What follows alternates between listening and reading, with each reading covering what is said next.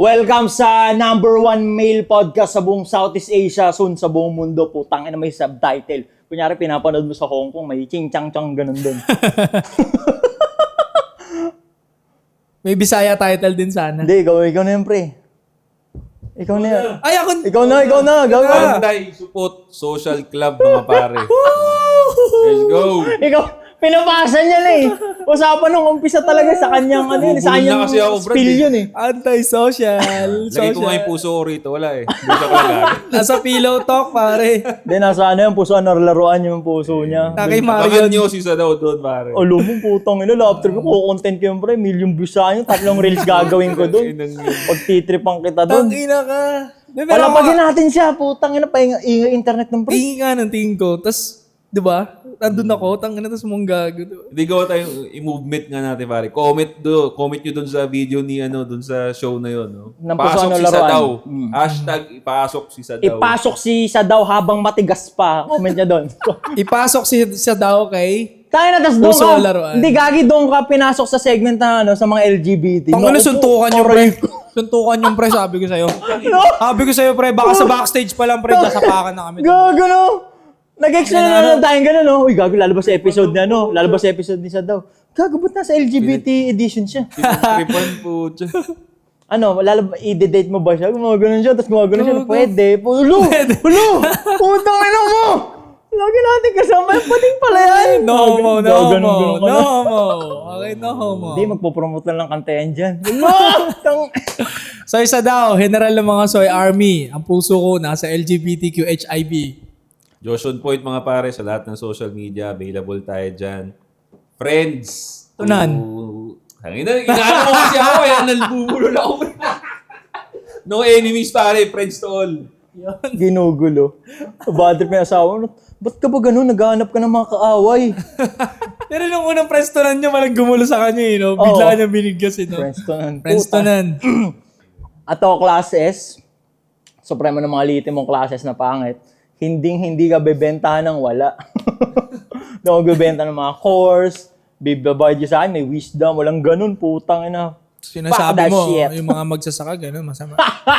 Supremo ng mga litim mong class S na pangit, di ba? Hindi lang basta pangit, litim mong class S na pangit. Kumakain ng puwet. Yeah, it could be. Uy, Hindi, gago sa ihawan. Puwet ng baboy, puwet ng manok. Hindi kasi ito nag-iihaw-ihaw, pre. Nagre-ring job. Pinaka-ihaw-ihaw niyan, pre. Chicken satay na eh, mga gano'n. No? Pino mo, gago, ginag-glorify mo na naman ako. Gago, alam mo yun, pre. Isa, mga gano'n, alam mo yun. Stop glazing me, bitch. May puwet ng manok doon, di ba? Puwet ng baboy, puwet ng manok. Hindi naman laking kogyo ako, pre. Wala kasing ideya si ano eh. Kogyo, putang inang lugar yun, traffic. 2 hours ata ako doon. Masinag yun, hindi kogyo yun. Iba yung kogyo dun. Kogyo yung pangat. Sa loob pa. Pero matarik siya. Hindi masyado. Antipolo yung matarik. Antipolo, punta ako dyan sa putang ina, Marilaki, Kabsat Marilaki, Diyos ko po. Tang ina, 6 hours papunta. Sabi ni Wada, tagbagyo na lang tayo, ganun din eh. Mali kasi yung oras ng biyahe mo. Dapat Traffic. Saka dapat linggo ka ba biyahe pero ng mga malapit ganyan. lang siya eh. Parang ano lang siya eh. Mga 60 kilometer lang siya mula sa San Jose del Monte, Bulacan. Kahit saan ang bakbakin Hindi ko nga gets ba't nagmasinag ka pa. Sa taas ka lang naman namin. San Jose del Monte, Antipolo na.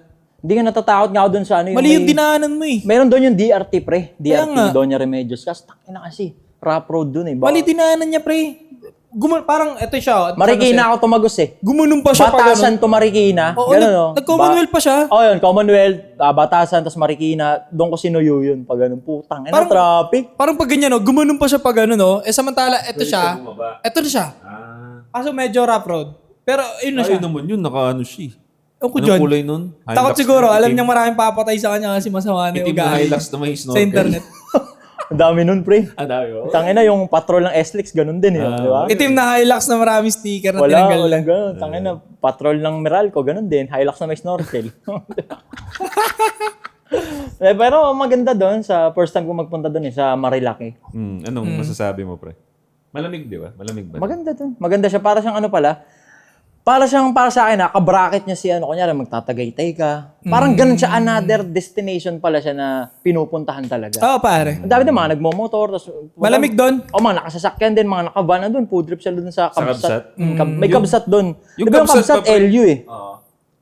Meron doon. May Kabsat LU, yun yung sikat. Oo. Meron doon, Kabsat Marilaki. Okay. Kabsat Hindi ko is pa salitang Ilocano.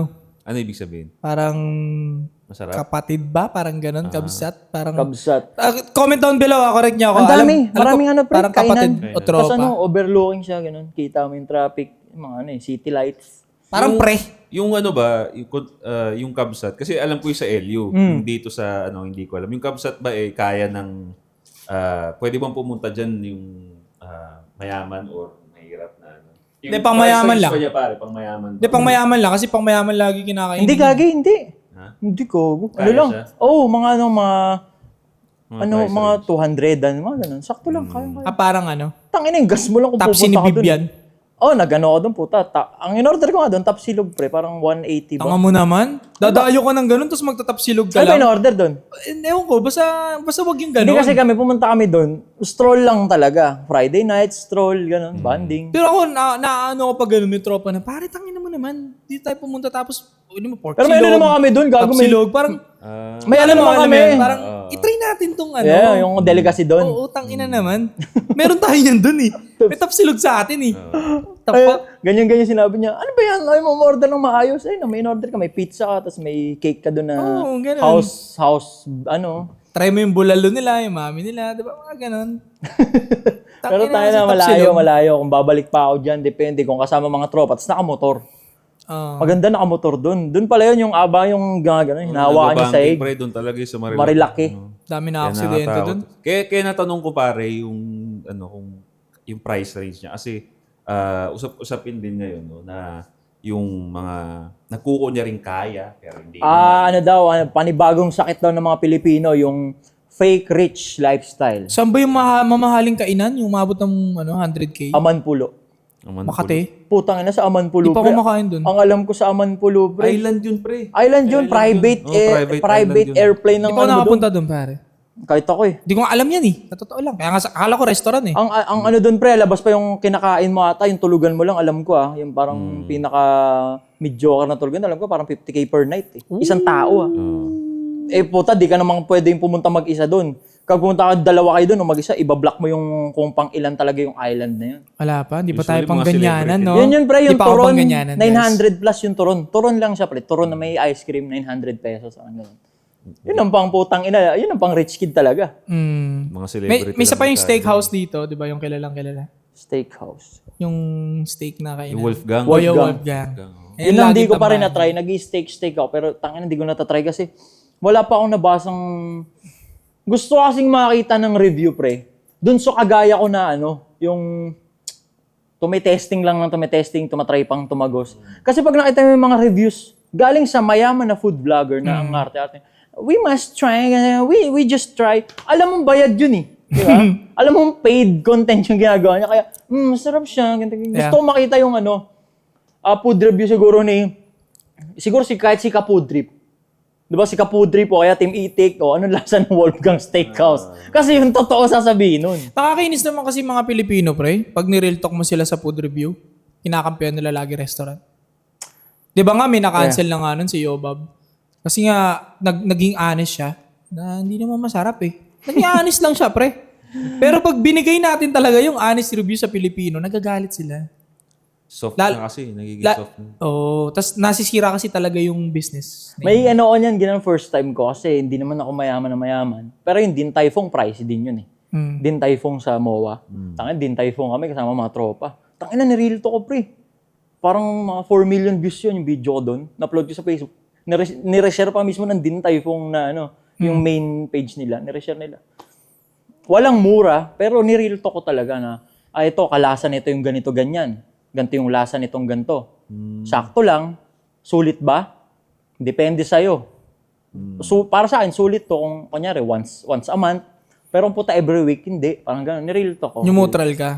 Hindi neutral. Totoo lang. Kung sinabi ko na, sakto to, kunyari, sumahod kayo sa paluwagan, tapos wala kang paggagamitan, tapos gusto mong i-try. Mga gano'n. Totoo May naman maganda yan yung comment na ganun eh. Di ba gusto mong i-try? Napakalupit na financial advice nun. Gusto mong i-try, pero putang ina kung araw-arawin mo yun, puta, lukuhan. Sumahod ka sa paluwagan. Wala kang Wolfgang mo. paggagamitan. Tapos trending, gusto mo try, yung parang siomai na may chocolate. Sakto lang. Ako hindi masyado maano sa pagkain ng sagad-sagad pare magastos. Kasi ang mindset ko, pares mabubusog naman ako eh. Ay, tatae mo, pag tinae mo yun, pares lang mabaho. Oo, ganun. At magkano pa yung healthy na pagkain, mas mura pa, sagad. Yung mga salad-salad, diba? Yung ano masasabi niyo doon na karamihan daw sa Pinoy ngayon ganun nga, fake rich lifestyle. Sakit daw. Dahil sa social media. Ganun. Dahil naman sa social media yan. Ako dumating din naman ako sa ganyan eh. Puro natira nga sa akin, puro pamorma na yan. Kasi putang anda, alam niyo yan, di ba? Nagkandalubog-lubog, di ba? Sinisita na nga ako. Hindi parehas yung ano mo, sa kotse mo, sa forma mo. Putang ina mo. Yan na natira eh. Ano magagawa ko, di ba? I'm just being real, di ba? Pinang ina. Salamat ka nga eh, di ba? Dahil nakakain pa rin na maayos. Tapos may pera pa rin, kahit pa paano, di ba? Sa ganun eh. Nangyayari yan eh.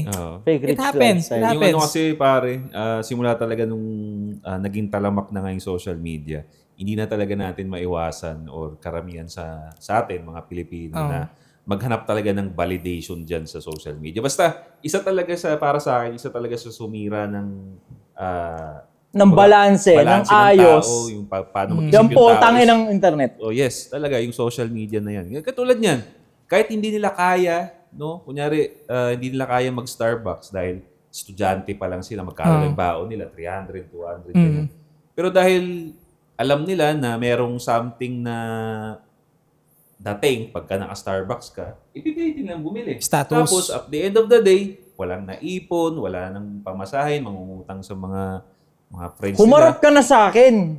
Sa camera ka pa nakatingin eh. Diba? Sabihin mo na sa mukha ko. Ako din yung sinasabi mo eh. Starbucks ba yung gagawin yan? Tapos pera, dami-dami pera na Ako na yung sinasabihan mo eh. Humarap ka na. Lagi may Amerikano sa kotse. Lagi yung binibidyo, di ba? Deserve naman niya yun eh. Di ba? Ang sinasabi ko rito, yung mga as in wala talagang pera pero gusto nilang ma-perceive sila as, social naka-Starbucks. Pero wala namang pera at the end of the day. Pero dahil yun nga, dahil sa social media, validation. Diba? Again, tapos ito pa, alam ko pansin nyo rin yan, dumami ngayon yung mga influencer dati by, I think, mga pandemic times yun. No? Dumami yung mga social media influencer na sikat dahil bumibili ng mamahaling bags. Yeah. Diba? Ngayon, Tangina, ako na naman yan. Nagbenta ko kay Boss Toyo nung ano eh. Hindi, nagbenta ko kay Boss Toyo nung Rolex na Rainbow Daytona na tag 31 million. Inamahal nung pre. Ako na naman yan. ito yun. Humarap ka na nga sa akin. Sabihin mo Mahal sa nung mukha ko. pare. Ha? Mahal nung relo na yun. Yung relo ni Ato. Diba? Sobrang yaman nga niya ni Ato Lowell Putang lang. inang Biruin mo yung relo na binenta mo kay Boss Toyo kasi presyo na ng lagoon ni... Seiko. diba? Seiko. Humble, diba? Seiko. Yung binenta mo na relo na yon, kung nabili yon, pare, kasi presyo siya ng lagoon na yate ni Gio Ong. 30 million same eh. Nasa relo mo lang yung yate niya. Grabe. Grabe ka talaga Anong to. ano niyo doon? Anong tingin niyo doon sa fake ba? Matatawag na fake rich lifestyle ba? Sino? Kasi kumbaga, ako, masasabi ko, hindi pa ako rich. Hindi ako mayaman Ako din, pa. oo. Ikaw din. Ikaw, masasabi mo sa sarili mo, kumbaga. Middle class. Pagka- ganun. Middle class? tayo. Ikaw, you label yourself as Middle class pa rin. Middle class. Ako rin, na Kasi tangina, kung parang rich ako bukas. pare, naka-Ducati ako. Hindi, di mo na ako mapapanood Yun, yan. totoo! Totoo! Hindi nyo na makikita nag-YouTube. Totoo, pre. kumbaga kung rich, ako din kung rich ako, putang ina, mararamdaman ng community yung impact ko, pero makikita mo akong nagde-daily upload, Wala. nagka-grind, puta Wala. wala logo. Wala na. Nakakapagod to, Wala. Diyos ko po. Saka, ba't ko bibidyo ang sarili ko? Mayaman ako, madedelikado lang ako eh. Totoo, totoo. Tanginang yan, Kasi di. kaya nga tayo nagpapayaman, ang pinaka-goal nun is to have peace, di ba? Pag nasa social media ka ba, may peace ka? Hindi. Oo. Ganyan, yung open ka sa bashing, open ka. Kaya Papasok ka. Kaya samantalahin nyo na to habang napapanood nyo pa kami. Dahil once we got all the money that we want, hindi nyo na kami makikita. Hindi mo kami makikita, pero meron tayong communication. Kung parang gusto kong magkaroon tayo ng gano'n na community na parang meron lang tayong private na doon tayo nag-uusap-usap, may Pwede. community tayo. Tapos, Pwede. putang ina, magkikita tayong ganta-ganta, may dinner tayo, magsisharean tayo ng values, kamustahan. Pero, Diba? yung footprint na tong iiwanan namin, yun na lang susundan nyo. Kasi nakarating nga kami doon gamit ito eh. Lahat sinabi namin dito eh. Oo, so yun may eh. footprint kami may iwan para sa inyo Naglalapag pa rin. tayo ng game, Kaya nga. ng method na nag-work. Correct. At enjoyin nyo tong mga nila-upload namin. Namnamin ninyo dahil once we get there, sabi ko sa inyo, baka tumahimik kami, lumagay kami sa tahimik, sa sarap. Baka makita nyo na lang kami, pa travel na Makikita lang. mo na lang mga vlog ni siya daw, bumiling yate, nasa gubat na lagi. Yeah. Nagkakasalubong sila ni Gio. Nahabol ng oso, ganun. Inang yan. Ay, pag ano sa oso, no, may na-video. Ano, si siya daw ba daw? Nahabol ng polar bear. Ano, di totoo, real talk. Mamahinga tayo eh. Pero yung community na binubuo nga namin, kumbaga hindi to titigil, mas magkakaroon ng structure kung paano tayo magkakaroon ng connection sa isa't isa. Kasi hindi to between audience, between fans kayo. Hindi. Ano to parang may mga nag-work sa amin na sinishare namin. Parang lalaki sa lalaki to na nagbibigayan ng values. Yeah. Parang ganun. Community to. Community to. Hindi to basta na audience namin kayo, fans namin kayo, bebenta ko kayo ng wisdom, pasok kayo sa Telegram ko, bayad kayo sa akin, benta ko kayo wisdom tsaka advice. Hindi ganun. Ulul yun. Siguro pag mayaman na kami sobra, baka mag-upload pa rin naman, pero hindi na ganito kasipag. Kasi nga may mga Tsaka other... lifestyle na yun, pre. Yeah, lifestyle. Lapagan na ng Pag-vlog ka, game yun. Nasa yate ka lang. Tataas na rin boses mo nung pre, parang si Andrew Tate no? Oo. And dun Just and, do it! And doon natin ulit pag-usapan kung hindi nga ba importante yung pera for being high Totoo. value men. Totoo. Di ba? When we get there, no? So going back, para sa akin walang masama kung kung Middle class na kasi nagtatry ka. 'Di ba? Like for example, bili ka ng nag-Rolex ka, kain ka sa ganito, knowing na middle class ka lang pala. Kamusta? How's that? Bakit ganun? Why? Bakit mo ginagawa 'yun? Hindi ka pala rich eh. Bakit mo tinatago? Ba't mo ini-experience? Bakit? Why? kasi gusto mo nga ma-maintain yun eh. Kailangan nararanasan mo talaga, natitikman mo yung pag ganun padahan-dahan eh. Yun. Diba? At yung ups and down, kasama yan. Kasama, normal yan. Talagang dadaan at dadaan tayong lahat yan. Kahit gaano ka pa kalupit, darating sa point na hihina yan, lalakas ka ulit, lalakas ka ulit. Ganun talaga. Non-stop Pero na kasi yun. yung lifestyle mo, yun ang medyo mahirap na ibaba eh. Sa totoo lang. Pag meron ka ng certain lifestyle, nope. Pero yun din yung kagandahan doon sa isang tao kung bakit hindi na mailulubog basta-basta yan. Kasi nga yung lifestyle na yun din nagmo-motivate sa kanya to grind, to get there again. So kung nasan lang siya, di ba? Ano naman nakikita ko naman kaisa daw kasi, kaya niya yung Rolex, middle class siya. No? Sa tingin niya, middle class siya. Kumain Pero sa ganito, kumain sa kaya ganyan. niyang gastusin yun dahil may pera nga siya. Ang Ang mahirap gastos. kasi dun sa mga pinag-uusapan Yung natin ng fake rich, yeah. Bibili ng Rolex, wala namang pera at the end of the day, parang inutang pa nila. Meron pang iba dyan na nakwento lang din sa akin ng tropa ko. Di, actually, ito na lang mga natitira talaga sa akin. Yan sa sabi ko. Nagkadala-challenge yung mga negosyo namin As is where it is to. Ay, seryoso, nagkadala-challenge yung mga negosyo namin eh. Kaya ang dami nagtatanong, bakit ganun yung kotse, ganyan yung kotse. Nagkadala-challenge nga. As is where But we will gonna get there again. Again.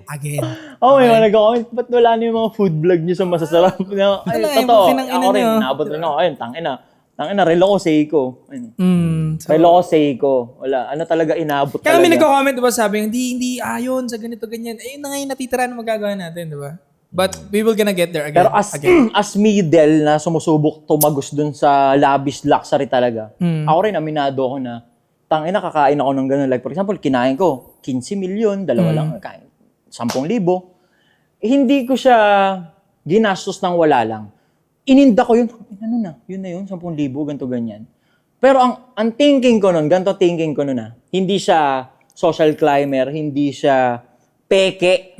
Kasi nga may something na naano sa utak mo. Ang nasa utak ko nun, tangina, itong iniisip ko ngayon na kinain namin na halagang 10,000, bakit ko siya iniisip? Pare, Knowing na basic to sa iba. 500,000 ang sahod mo monthly before. So, shut the fuck up. Okay lang yan, pare. Hindi, kumbaga, 800,000 pesos monthly ni Ato gago. before. Hindi, gusto kong magets nila eh. Just let you know, ha, guys? Kasi Just nga to let you know. gagi may idea na kung middle ka lang or hindi ka big time sagad, tas tinry mo tong ganito, social climber ka, people pleaser ka, pasikat ka. Hindi ganun eh. Sa akin, tinatry ko yun ng tinatry.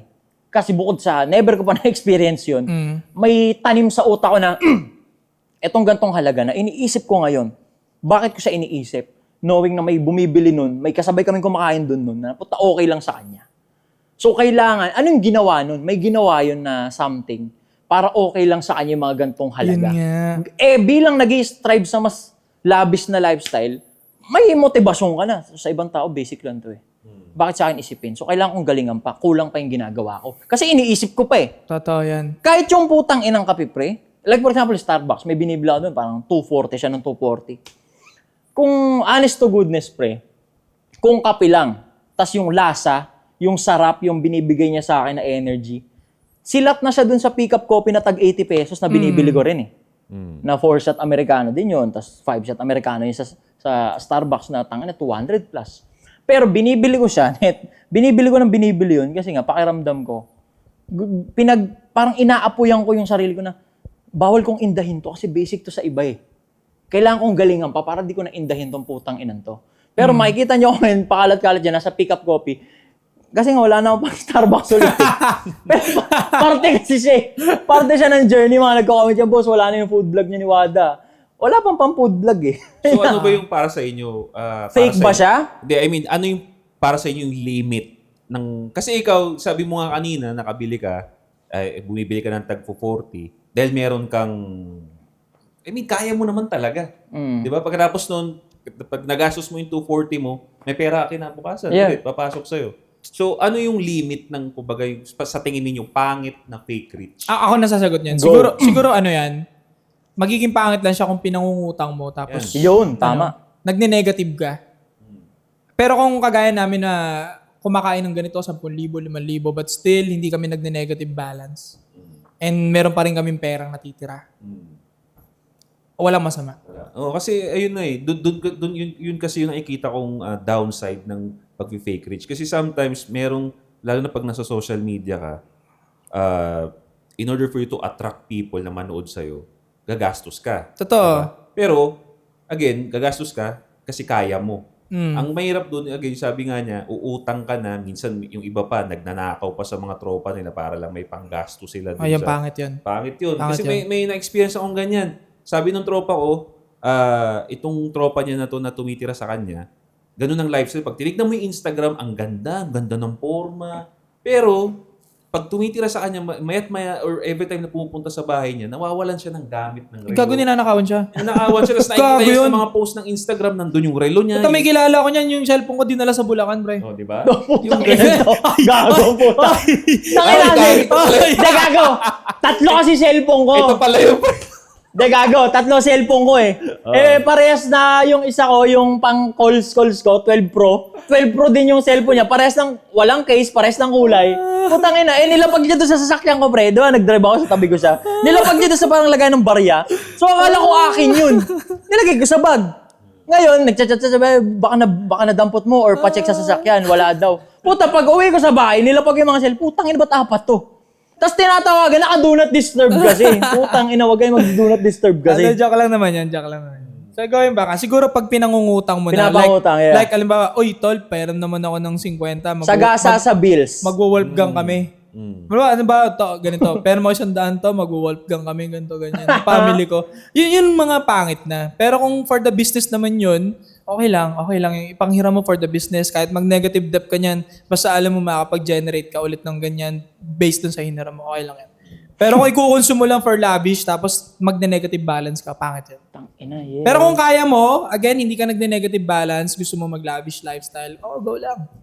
Hindi yan fake rich. Kasi abot mo yan, ibig sabihin. Abot eh. Hindi siya fake talaga. Hindi As siya long pasok as sa fake. di mo pinangutang, hindi mo pinanakaw, Yun, or pangit. hindi sasagasa sa bills, go. Maganda yun, yung sinabi niya to na bills. Gusto ko i-emphasize din yun. Kasi, yun nga nagiging fake rich kapag inuuna mo yung pleasure kumpara doon sa responsibility mo. Yan. Diba? Marami dyan uunahin, manood ng sine, ipang flex yung bag nila. Pero, hindi pa nakapagbayad ng utang sa credit card or kuryente or pang internet nila kasi mas inuna nilang mag-flex muna sa social media. Correct. So, mas uutangin nila or mas madedelay yung responsibility nila, ipambayad nila sa mga bills na kumpara doon. Di ba hindi siya nag-make sense? Correct. Dapat ang unang pagtutuunan ng pera mo, yung responsibility, hindi yung pleasure. Wala siya pinagkaiba tol sa pinangutang mo yung pang-pleasure. Parang ganun din babagsak na. Kasi yung responsibility, pangungutang mo siya. Yeah. Basta anything na magne-negative balance ka sa lavish, hindi naman siya responsibility, needs siya, wag yun. Fake rich yan. At hindi mo kailangan habulin yung validation ng ibang tao, di ba? Okay lang yan. Kami nga nakakapagpaputok ng video tangina without showing something na mamahalin. Oo, diba? Sheesh. Tanging boka lang, isipin mo yun. Siya, ikaw nga ito nga siya putang ina, naka-zoom yung sa mukha niya. Talagang, ito yung video, mukha niya lang. Oo, di ba? Pero may kita yun. Million views pa. Ang inang ang gago to mag-video. Mukha niya lang pre, ay nasakop yung buong cellphone. Ganun lapit eh. Pero anyway, magaling. Kung gusto mo pa. No, so yun na, no, kung gusto mo ma-experience yan, okay. Pero again, be responsible sa mga pera ninyo. Lalo pa ngayon sa panahon ngayon, ang daming tax, ang daming bayarin. So be responsible. Huwag unahin yung pleasure, unahin yung responsibility. And yun nga, lagi ko sinasabi na stay on your financial lane. Kung ano yung kita mo, ano yung sweldo mo, doon ka lang muna. Ooh, Okay? yeah, Alamin yeah. mo yun. Okay? So yeah, kung gusto mo ng pangalawang tuloy sa buhay, pare, don't forget to subscribe, hit the bell para notify kayo sa mga bago nating videos. Kung meron kayong mga tip dyan kung paano makatipid, Yeah. comment down below. No? Interested kami dyan, pare. So yeah, salamat sa panonood. Yeah. Stay cold. Stay cold. Si Ato, mag-gym na guys. Hindi mo sinasabi yung pre, stay cold. No? Oh.